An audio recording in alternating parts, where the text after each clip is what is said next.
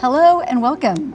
My name is Dr. Emma Zone, and I am the Senior Director of Academic Affairs here at D2L. Now, in my role, I have the pleasure of being able to talk to innovators of all types. Technology, teaching and learning, student success, and one of the best parts of what I do is figuring out how we begin to bring the human side into all the innovation that we do every single day. And to me, that comes down to what we are doing to support faculty and how that translates to success in the student experience, especially around innovation. So I had this idea that we would bring together a collective group of thought leaders, because I know you all are experts, to talk through some of what is on your minds around how we're supporting teaching and learning at our institutions and really making an impact. So to add a little bit of spice to this experience, I also thought, you know what, let's do it with a bit of a fun parameter and try to do it in 8 minutes.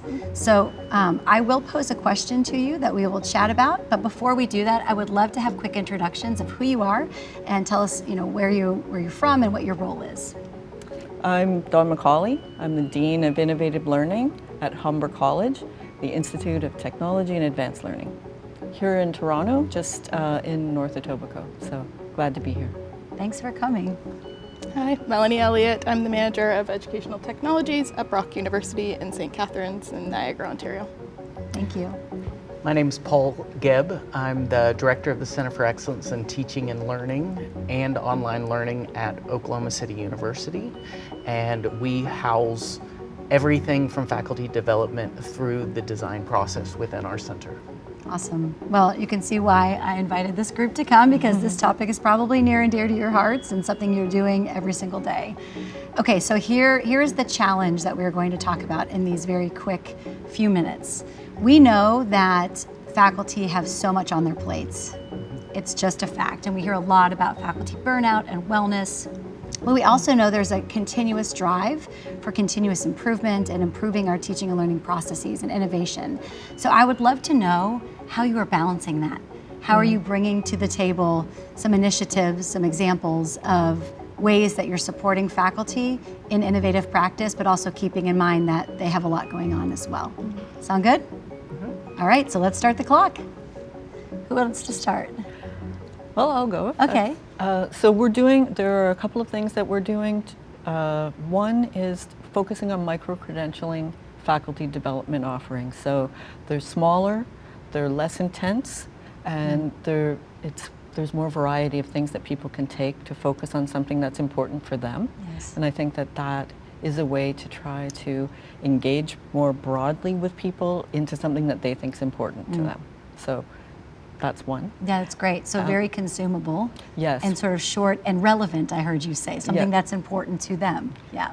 Something they see for their practice that they could improve. Great. And one other thing we're doing is we have a UDL Institute, and we're looking at UDL as a way not only for accessibility concerns, but also about anti-racism. So working on something that's important for people and showing them if you do this one thing, you're actually fixing two things. I love that. That's great. Other ideas? Well, we focus on many of those same things, consumable pieces of information that our faculty will have, but also we like to start at the heart of what they do, which is inspiring them to change. Just as they inspire their students, we have to inspire them. So one of the themes that we have this year is Oklahoma City University is a big art school. Almost half of our students are in the fine arts.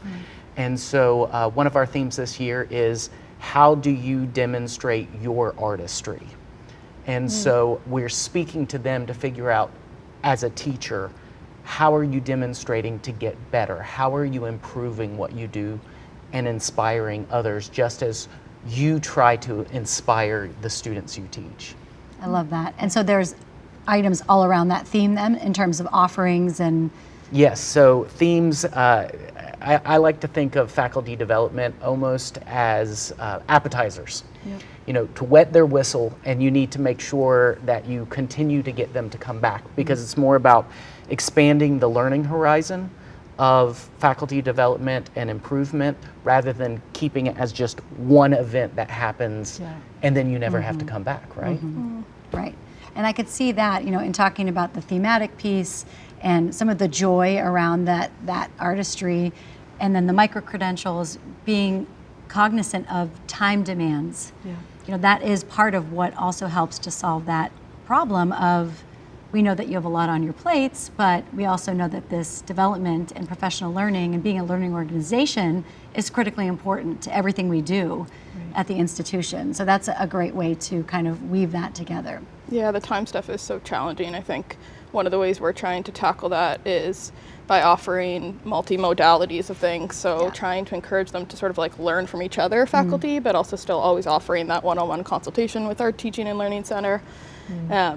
And yeah, just trying to encourage, I think, sharing of knowledge and really responding to the stuff that they want to learn.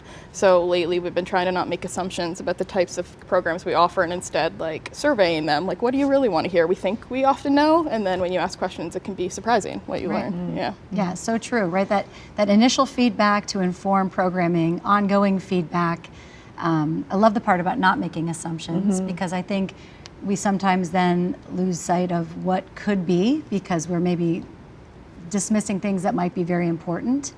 And I'd love to hear more about the technology side of things. How are you embracing technology in this faculty development journey? And is that a part to this goal to not overwhelm? How has that worked? Do you want to say? Technology, I love using technology because it disorients the teachers.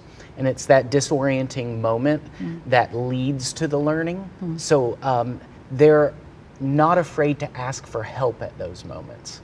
And when they ask for help, that is our secret, key to move in and I call it guerrilla warfare, to really move into the teaching and learning space and really help them save time, and then also give them tips of ways that they could accomplish something with a better workflow. Yeah, That's great. yeah, we're using some AI to help people start.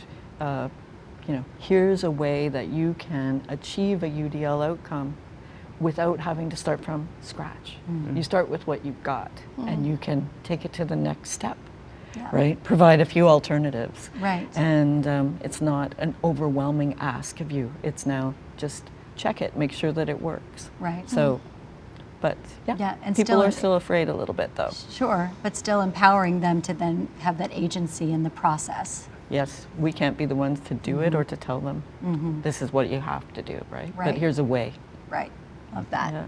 Melanie, in your experience? Yeah, I think the AI stuff, it's such an interesting time. Like we're trying to prepare people for a future that we sort of don't even really know. Yeah, I mean, there's so much to it, right? Yeah. And I think we're still discovering, and so when we're trying to offer something but still discovering, that makes it difficult. Right, exactly. Yeah, we're near the end of our time, but I have one more question for you that kind of builds off of this, which is, what is keeping you up at night? What are the things that that are top of mind? Mine is about how do we do things at scale. So Humber's making a commitment to personalizing the learning journey, and technology is the tool that we need to use to make that happen. But even so, how do you get everyone on board? Yeah. That's my Right. restless evenings. Yep. We all have them. Yeah. I think the biggest thing, and I wanted to say earlier, was that with AI, we've had so many gains over the past few years with online learning, and I think trying to really hold on to those gains and not go backwards, and we are seeing a tendency, because there's so much fear around the unknown with AI, to go back to some of those older school methods in the classroom, back to paper stuff. And so I think trying to encourage moving forward without losing some of that really important stuff, and all trying to do this from a place of like, we know so much, we don't know everything. I think losing what we've gained over the past few years is something that's constantly on my mind, and trying to encourage them still to innovate and not be afraid of what's out there. Yeah. Great point. Great point. Certainly don't want to go backwards, but have to also honor what people are feeling. Totally. Paul, what about you? So you talked about AI, and a big part of AI right now is the fear of the unknown. And part of what keeps me up at night is trying to figure out what our faculty fear, how we can reduce those hurdles and anticipate them for them to help alleviate that within the training and the programming that we do. And so I think to myself quite frequently, okay, how do I write down this process? What are the things that are going to trip somebody up? So just thinking ahead and trying to, have a vision on where those hurdles are going to be and how we reduce them. Yeah, love that. All great ideas and perfect timing because time's up. Wow. Thank you. Well, Thanks. fast. Thanks.